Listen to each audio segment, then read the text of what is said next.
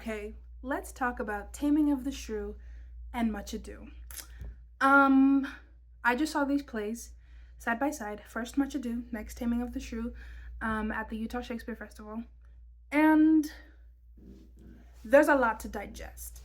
And I'm going to digest this in form of word vomit. Um, okay. I think if anybody ever watches this, and for myself in the future, I should give you a brief, or however brief my brain thinks it up, synopsis of each. I'm going to start with Much Ado because that's what I saw first today. Much Ado, personally, is a play, my favorite Shakespeare play.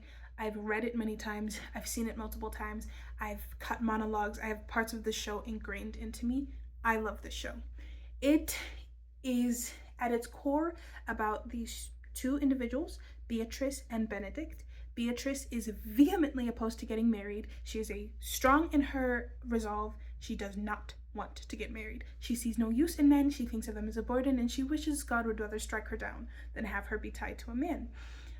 Benedict is the same, but with women. And he says in the show, because I will not do them the wrong to mistrust any, I will do myself the right to trust none. See, their values come into conflict slightly when Beatrice's niece and Benedict's good friend Claudio fall in love and decide to get married one day after seeing each other, not knowing each other, but after basically one day. They decide to get married. Beatrice is very happy for Hero in her nuptials. Claudio is like, the hell, bro? I thought we were bachelors. Shall I never see a bachelor of threescore again? He's offended. But Beatrice's uncle and Benedict's commander / the prince, they come up with a scheme to get Beatrice and Benedict together. And basically, they set it up so that when Benedict is around and hiding, they talk about how in love Beatrice is with him, but she just can't possibly tell him because of how awful she's been to him and how shrewd she's spoken about him. And the moment he knows that Beatrice is in love with him, he realizes that he's in love with her. And they do the same thing with Beatrice. They say, oh my gosh, Benedict is so sick with love for her, but she'll never want him, and he was too scared to get rejected by her. It'll never happen. And so then Beatrice is like, maybe I like him too. Anyway, parts of the plot that aren't relevant to this conversation, but I guess good to know, are there's this random brother, the brother of the prince.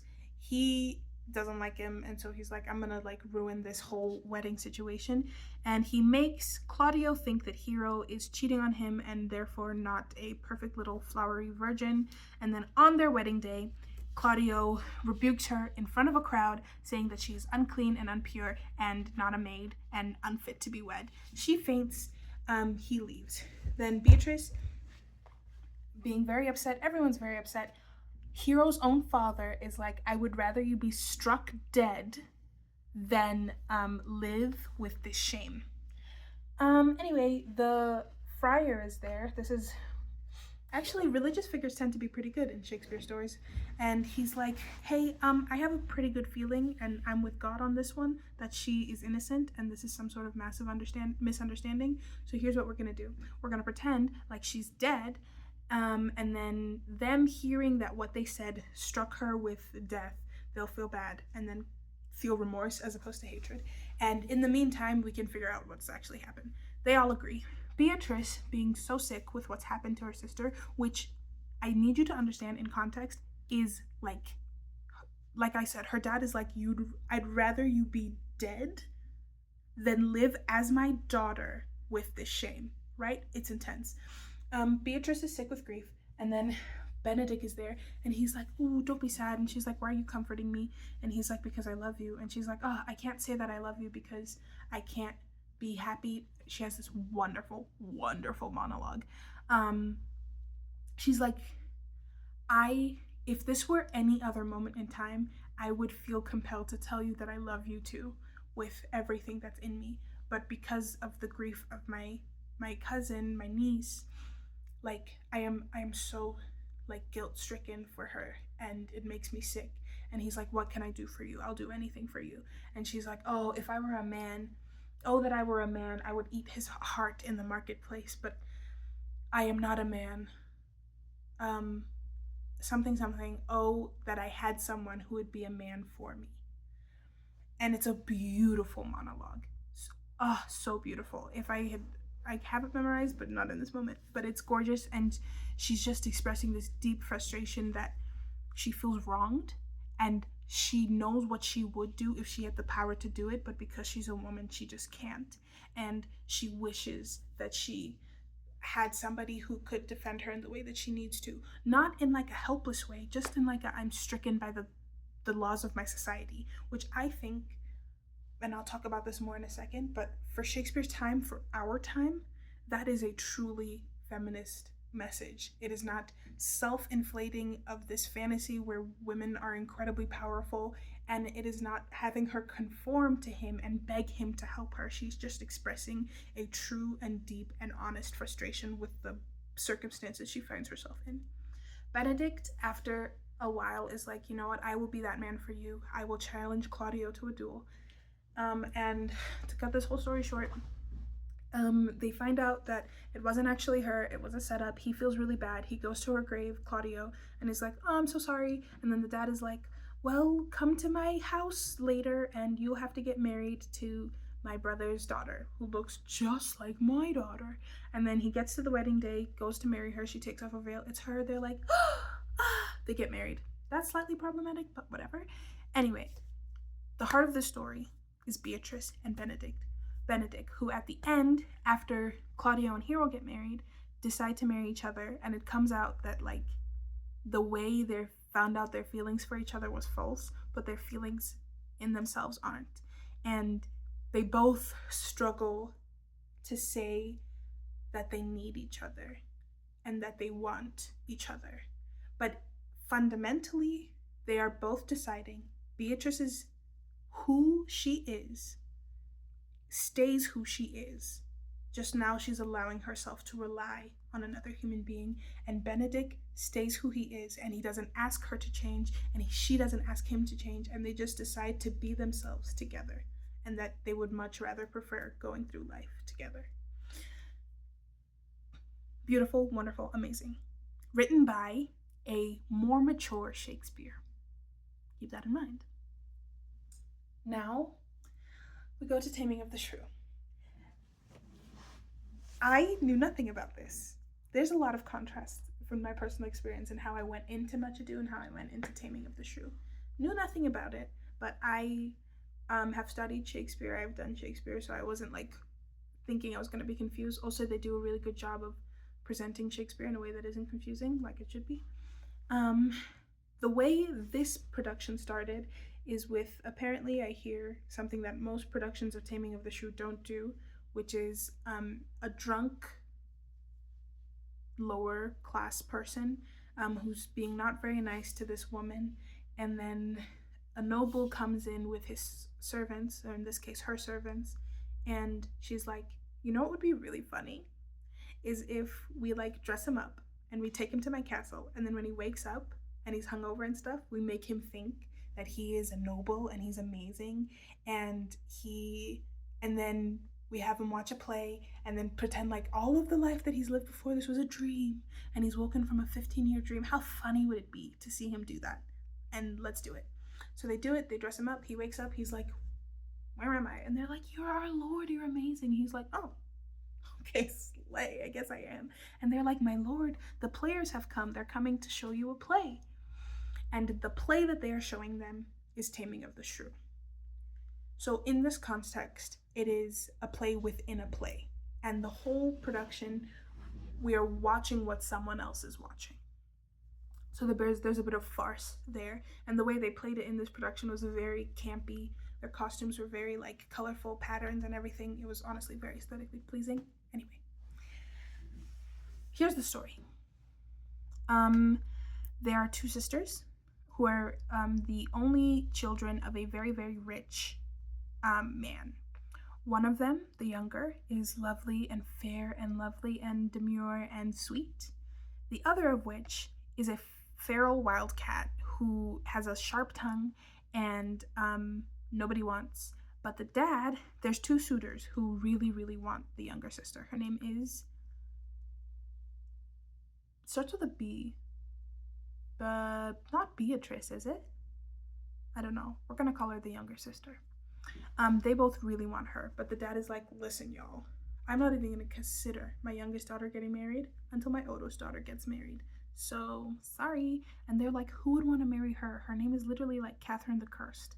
She says weird things similar to Beatrice in Much Ado, who is known for her sharp wit and her sharp tongue, but it is never really addressed about her in a degrading way.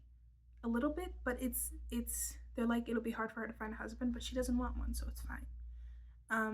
For her, it's like, ugh, no one would ever want that thing. And then so these two suitors, who are both old, are like, okay. And then the dad's like, but you know what I would really like? I would really like for my youngest daughter to have a really great education. So if you guys can bring me some nice teachers to like teach her stuff, that'd be really great. And they're like, okay. And they start scheming and applauding. And they're like, okay. One of them goes, I'm going to find someone and pay them to marry Catherine so that she's open. The other guy's like, okay, cool. We're going to work together so that we get out of the situation and we can then be rivals. He's like, okay, cool. Yeah. I'm just going to talk about the heart of it because the details are very nitty gritty. Catherine and the person who gets paid to marry Catherine. So she's like, especially in this portrayal of her, she's like genuinely wild. And she like hisses and scratches and claws because she doesn't want to get married. She doesn't want to get married. And the guy who they have to marry her, he's like, if she has a lot of money, it's fine. She's a shrew. I'll figure it out for the dowry. But when he meets her, he's like, your crazy is kind of fun. I feel like my crazy and your crazy kind of match each other. And she's like fighting him and he'll fight back, and they'll like bounce off of each other. And he's like, you know what? I like this challenge. I like you, boo. So we're getting married now. And he definitely forces her into a marriage that she doesn't want to have, but you know, it's that time. She doesn't really have a choice. So she gets married to him. She's not too upset about it because I think she realizes that their crazies do match. But here's where stuff goes down. This is like Act 2 now. They're married. And now it's time for him to tame his shrew. I did not know that taming his shrew meant domesticating his wife to the point that she loses her personality and then decides to live a life of submission to her husband. I knew that not. The method with which he decides to break down his wife is through starvation. He refuses to feed her unless he does what she says. Through like limiting her in other ways. If she wants a dress that he made for her, she can't have it. If she wants a hat that he got, she can't have it. And depraving her of things that she wants and needs. And she makes it very clear, it's very simple. If you want these things, you just have to listen to me. That's the only thing. And then he's like, okay, fine, let's go to dinner at your dad's house. And as they're going to dinner at the dad's house, she's like, oh my gosh, the sun is so hot today. And he's like, what do you mean? The moon is out. It's nighttime. And she's like, I'm not blind. That's fully the sun. And he's like, I am your husband. And I say it's the moon. And if I say it's the moon, that's what it will be to you. And then at some point or another, the specific cause of which this happens, I think it's because she's hungry or something. She goes, you know what, husband? That is in fact the moon. And he goes, good. Oh, wait a minute. It's the sun. And she goes, oh my gosh, I think I'm crazy. It's the sun. Some guy walks by, and not some guy, but you know, for our purposes, this guy walks by and he's like, oh, look at this fair lady. Look at this maiden. She looks so pretty and lovely. And he's like, what? And she's like, oh, you're such a pretty, lovely maiden. Oh, you're so wonderful and dainty and awesome. And he's like, what do you mean, wife? This is a man. The first instance of gaslighting ever seen. Oh, so y'all people don't know what gaslighting means. This is true gaslighting and manipulation. But anyway, at the end of the play, the husbands, of which there are now 3, 2 like newly wedded wives, all of which who have some relation to each other, decide to have a competition, a bet, some might say, where they see how obedient each of their wives are. And the way they test this, they put like 20,000 ducats on the line, lots of money. They send their servants to say, hey, go tell my wife I need her. The first servant goes, and he comes back without the wife, and she's like, she said she didn't want to come. She knows what game you're playing, she doesn't want to come. Everyone's like, oh. The servant goes back to get the other wife. He comes back, and she's like, your wife said if you really want to talk to her, you go to her. Everyone's like, oh. And then the guy who's married to Catherine, he's like, tell my wife I demand her to come here. And all of the other men are like, Catherine, the shrew who listens to no one, acts of her own will and volition, she'll never.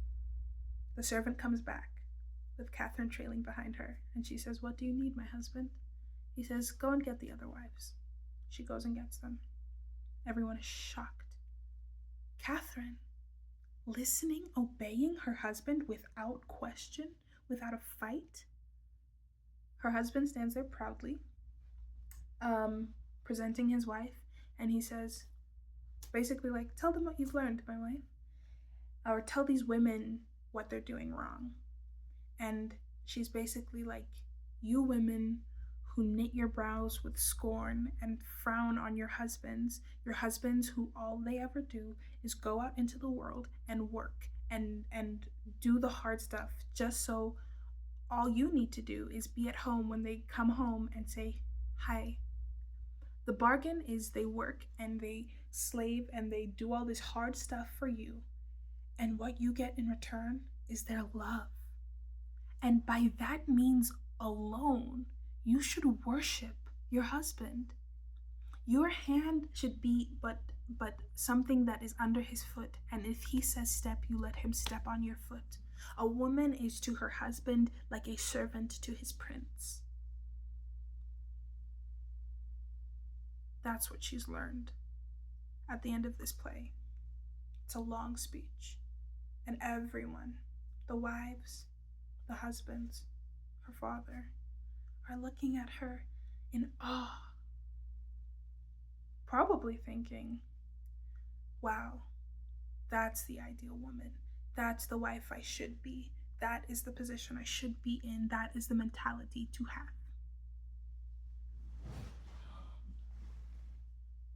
I felt so unbelievably uncomfortable.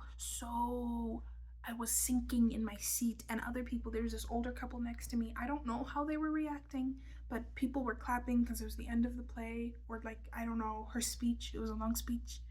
They were clapping, and I just could not bring myself to clap because I was like, that. A woman's life is not meant to live in servitude of her husband. A human woman's life is not to be a subhuman to her husband. We know that, I think. Now the question now remains, right? Anyway, the way they did it, how they wrapped up the beginning with the drunk guy, is they took off his robes, and he was with the woman he was with at the beginning, and he puts on her shoe for her, and like, I think the moral of that part is, like, you have to give love to get love. As a man, you have to give affection to get affection. It's like a small, tiny little baby moral. It just so happened that the director of this festival was sitting behind me, and he was like, so what did you think? And I was like, ew. I feel disgusted. I feel repulsed. I feel like it's so against everything I think and believe about autonomy and choice and not losing yourself in another human being. Ugh. And he was like, yeah. And people asked him, like, why are you doing this show? Why are you choosing to do this show? A lot of people are against Taming of the Shrew because of this message. They feel it's archaic and not forward thinking. And he was like, I think we should think about it. And anyway, here are my thoughts now, 20 minutes in.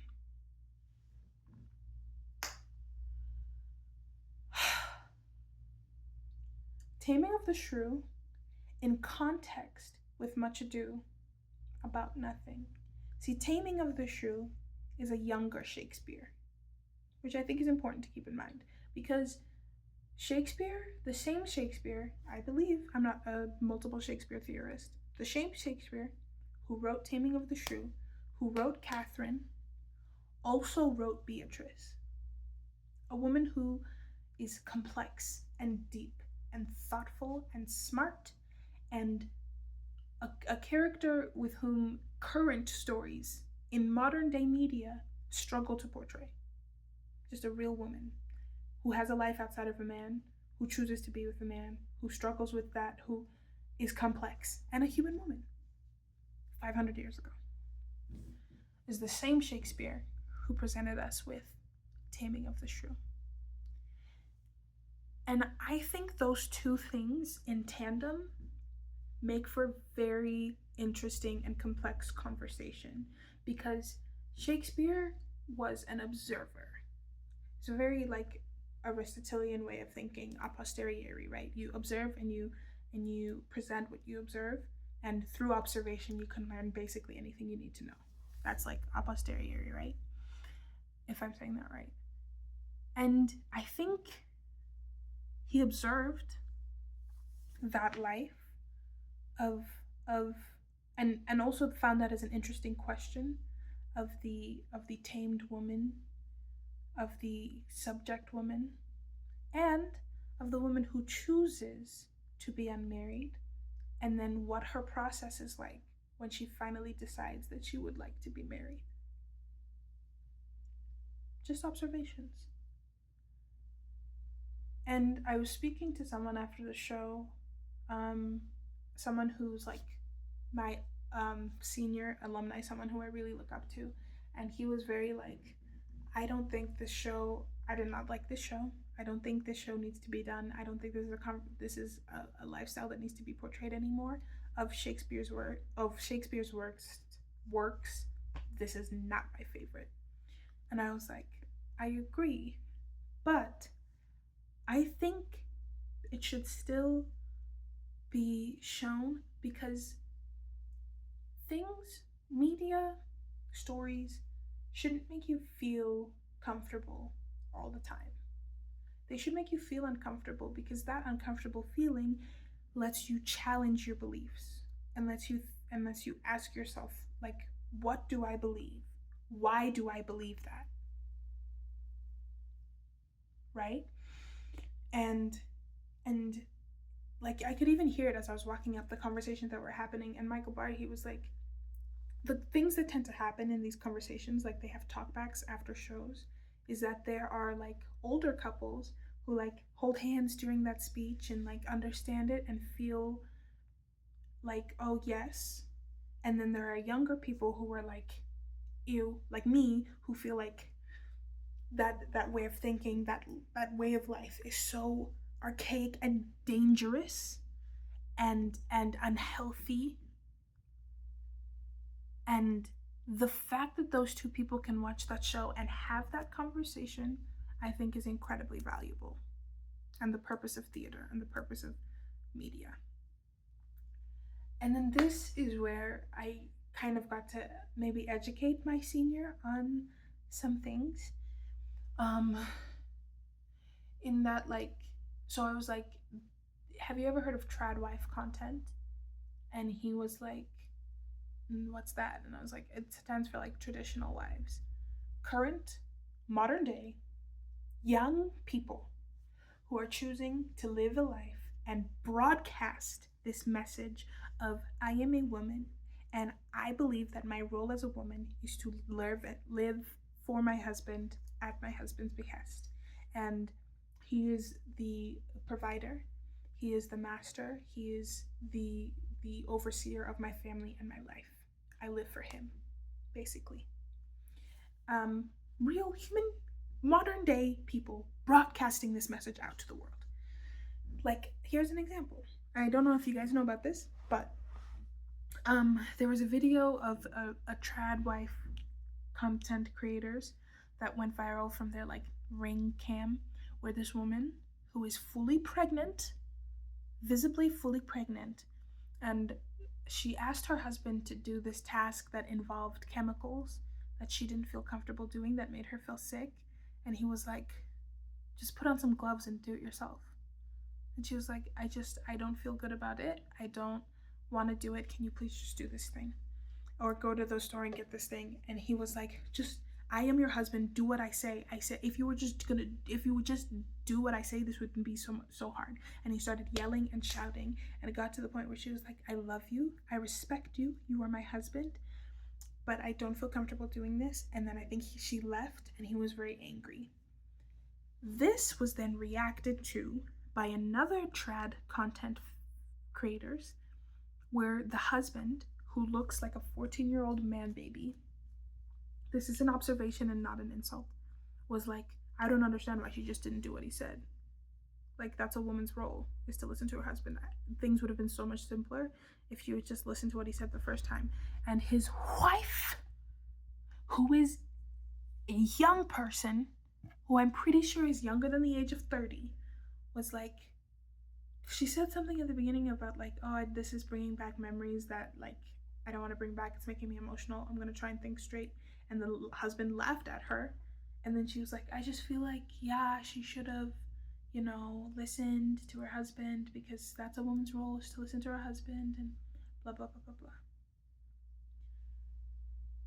People are broadcasting this message to young people who watch their content and don't quite have the wherewithal, and in many states and instances do not have the resources to learn that maybe there's another way of thinking. Maybe there's another way of going about things and internalizing that information. And as disgusting and uncomfortable as I felt at the end of that show, I could look at a woman like Beatrice, who decides to get married and still be who she is, and doesn't feel like she has to lose herself in her marriage, lose herself in her husband. And her husband, who accepts her for who she is, expecting the same thing back. That is so beautiful and inspiring and progressive. And just the other option. I understand. I know, like, live your life, make your choices, but how much of that is really your choice? Anyway, let's get back to the subject of these two. Now, Taming of the Shrew is very problematic in nature, especially when it's presented not as a play in a play, just Taming of the Shrew, and then you get to this whole story where you're laughing the whole time. You're like, and at the very end, they nip you with this message. And you leave thinking, okay, what do I think about that?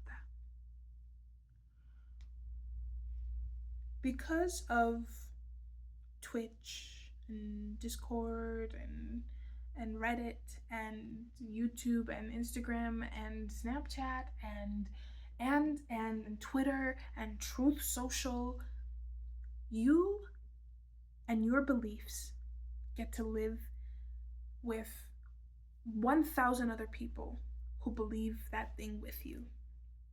Whatever little voice in the back of your head that's been influenced subconsciously by media representation, the lack thereof, whatever tiny voice in your head that says, is this true? Is this what I believe? There are 100 people on the internet in a community that you can find that will say and back everything you think and force that thing to become a fact for you. And you are allowed to live in whatever echo chamber you want to, where all of the voices in there just agree with what you think and amplify what you think. And I'm not going to sit here and say that I do not live in an echo chamber or several echo chambers. I'm going to be so for real. I don't love watching Fox News. Doesn't make me happy. It makes me very angry because I feel like they don't present full fact.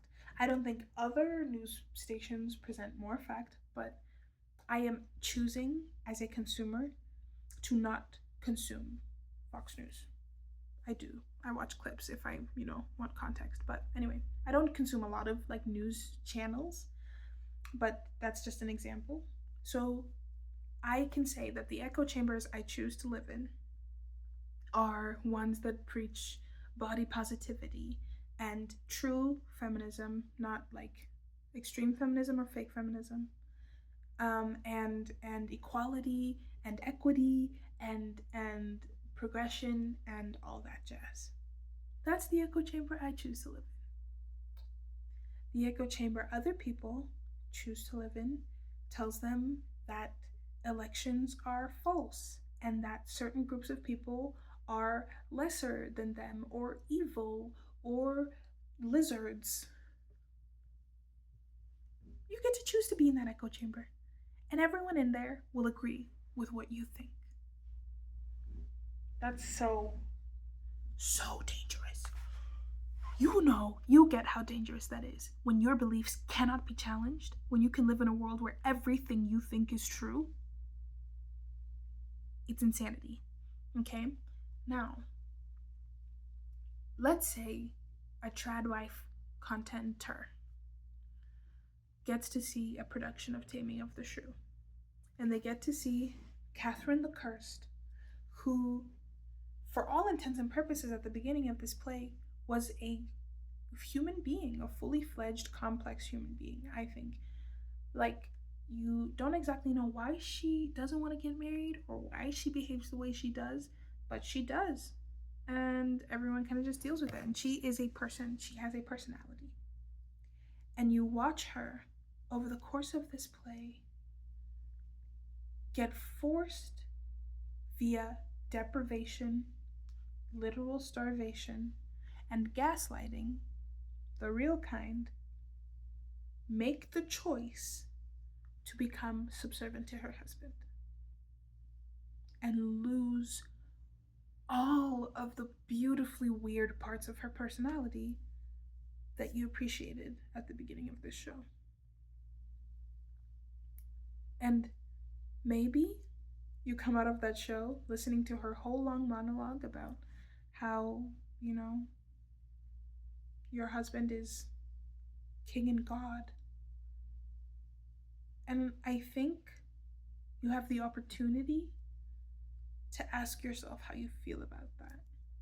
And ask yourself how that relates to you. And ask yourself how that makes you actually feel. Do you feel good? Why do you feel good?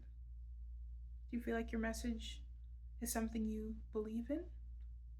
Do you believe that a woman's role is to listen to her husband as the sole arbiter and forsake her personality? Why do you believe that? Before you were a wife, were you empty? Were you missing parts? If yes, why? Now that you're full, if your husband dies, does your life then become empty? What do you have to live for? Are you okay with that? Is that what you actually believe? Why do you believe that? Truly. And I think, and I hope that that opens up that conversation. And fundamentally, that is what media and theater and film at its best should do and should be. You can laugh, you can cringe, you can haha and kiki all you want. But if you leave there with some thought in your mind that's like, I don't know, a win is a win, And if you have the opportunity to watch that and Much Ado About Nothing, for example, ask yourself those questions. Who do you think has it better off at the end of their play? Catherine or Beatrice? I would argue Beatrice. I would argue that she gets the best of both worlds. And it's a choice that she makes with full clarity of thought and autonomy without any manipulation whatsoever. Well, slight manipulation on the people who said that he was in love with her, but once the truth comes out, now she can really make a choice, you know? When their true feelings come out. I don't know, it's interesting. We live in a very, very complex and divided world, and I think what's even more interesting or additionally interesting is to think about the people in Shakespeare's day watching this. I'm sure a lot more people then were actually genuinely like, yeah, as she should. He said that the sun was the moon. Why question that?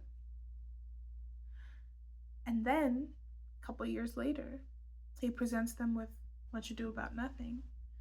And while that is very funny and does have typical tropes of like through hero, you know, and their story, you still have truly, not even like me making it up, truly at the center of the story, a woman who does not want to get married, chooses to, of her own volition.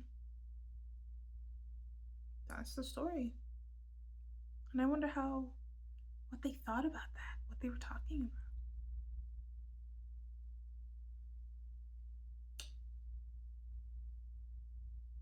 That's the moral of this word vomit, is just think about it for a second. Actually think about what you believe, why you believe that, where you learned that, what the opposite of that is, and how that makes you feel. Food for thought.